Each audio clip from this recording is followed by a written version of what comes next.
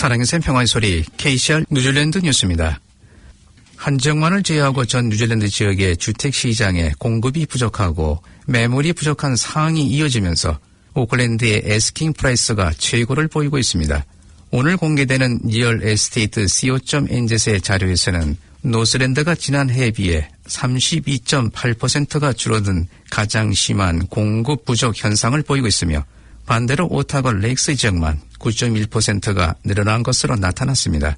공급과 매물이 부족해 가격이 올라가면서 오클랜드 지역 매물의 평균 애스킹 프라이스가 처음으로 100만 달러를 넘어섰습니다. 부동산 관계자는 지난 9월 전국적으로 공급 물량이 지난해 같은 기간에 비해 17%나 줄어들었으며 절반이 넘는 지역들이 공급 매물 보유 물량이 역대 최저치를 보이고 있으며 수요는 계속해서 늘어나고 있다고 말했습니다.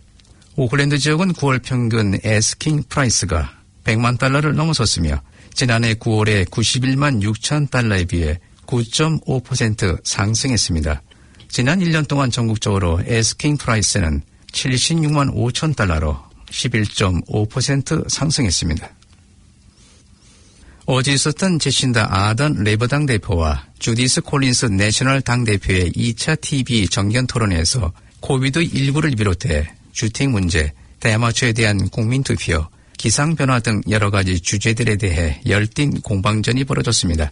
토론회의 초기에 대기업들이 웨이지 서비스를 통해 엄청난 금액의 국민의 세금을 가지고 갔으면서도 직원들을 정리해고하면서 이익을 취했다는 데 공방이 있었습니다.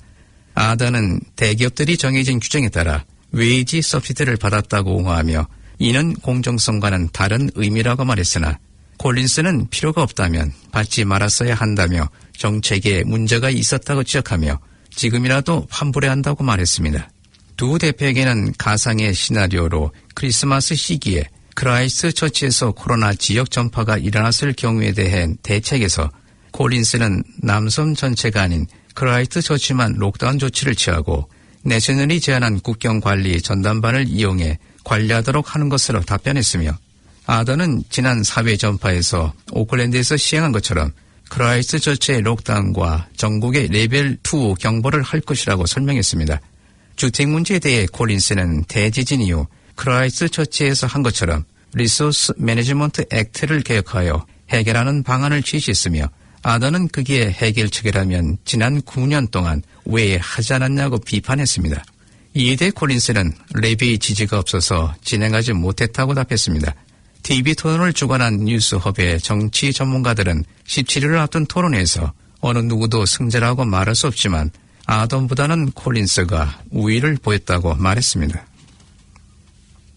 키들의 절반 이상이 지금은 소득세 인하를 논의할 때가 아니라고 생각하는 것으로 완뉴스 콜마 브루튼 조사에서 나타났습니다.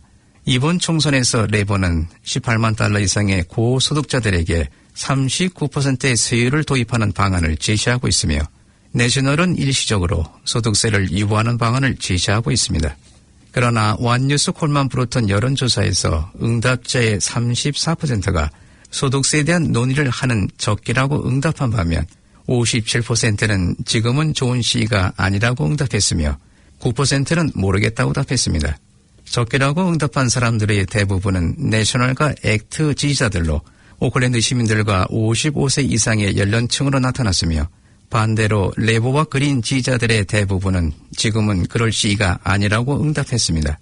레버의 18만 달러 이상 고소득자들에 대한 세율 인상과 내셔널의 전체적인 소득세 조정에 대한 질문은 9월 23일부터 27일 사이에 1,005명을 대상으로 조사됐습니다.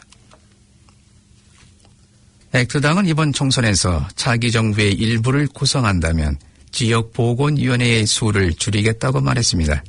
액트당 대표 데이비드 시모어는 지역보건위의 수를 20개에서 6개로 줄일 것이라고 말했습니다. 북섬이 4개, 남섬이 2개로 지역보건회를 줄여 지출 낭비를 줄이고 사람들을 시스템의 중심으로 되돌릴 것이라고 밝혔습니다. 6월의 정부의 보건 및 장애 시스템 검토는 보건 시스템 점검의 일환으로 DHB를 20개에서 8개 또는 12개로 줄일 것을 권장했습니다. 전문가는 오클랜드 레벨 1으로의 전환에 대해서 조금 더 신중한 접근 방식이 필요하다고 말했습니다. 커뮤니티 감염 사례가 나오지 않고 해외 입국 확진 사례가 나오면서 뉴질랜드에서 유일하게 남아있던 클러스터 사례가 2주 동안 단 한 명에 연결된 확진 사례가 나온 후 오클랜드가 레벨 1으로 일부에서는 내려가기를 원하고 있습니다. 공중보건교수인 닉 월스는 확진 사례 감소는 보건당국과 뉴질랜드 국민에게는 성공 사례라고 말하면서 다음 검토 시에 경고 레벨이 하향 조절될 것으로 보인다고 말했습니다. 오클랜드 대학교 데이터 모델러인 숀 핸디 교수는 레벨 1으로 경고 수준이 낮추는 것에 반대하진 않지만 적어도 단기적으로는 신중해야 한다며 실내 모임 인원수 제한 및 대중교통에서 마스크 사용은 계속돼야 한다고 말했습니다. 정부는 다음 주 월요일에 오클랜드를 레벨 1으로 옮기는 결정을 내릴 예정입니다. 만약 제한 완화를 결정하게 되면 적용은 다음 주 목요일 아침부터 시행됩니다. 은퇴 후 삶이 가장 이상적인 국가에서 뉴질랜드는 지난해에 이어 6위를 차지했습니다.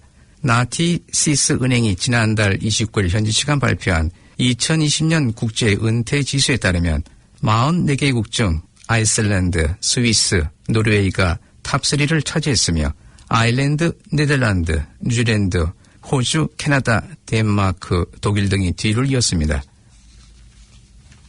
지구상에서 남고를 향하는 중요한 관문 도시들 중 하나인 크라이스트처치에서 남극 관련 이벤트가 개최됩니다. 데이즈 오브 아이스로 이름이 붙여진 이번 행사는 10월 8일 목요일부터 시작돼 18일 일요일까지 열흘간 크라이스트처치 일대에서 30여 개 행사들이 이어집니다. 행사들 중에는 루미에르 시네마스에서 열리는 남극 필름 페스티벌을 비롯해 아트센터 주관으로 10월 10일 토요일에는 남극 관련 가족 행사도 열립니다. 시내 두 곳에서는 기념물이 설치되며 중앙도서관에서는 가상현실로 남극 경험을 할 수 있고 또한 남극 트렌 투어도 실시됩니다. 이번 행사는 크라이스트처치 남극사무소 외에 국제 남극센터, 박물관과 아트센터, 도서관과 캔터버리 대학 등 지역의 공공 및 교육관들이 대거 참여합니다. 또한 이 기간 중에 각종 학술 행사를 비롯해 남극 관계자들의 정례 모임도 개최됩니다. 오늘의 환율 정보입니다. 뉴질랜드 달러와 대비 원화의 기준 환율은 768원 38전, 한국에서 보낼 때 776원 06전, 한국에서 받을 때 760원 70전입니다.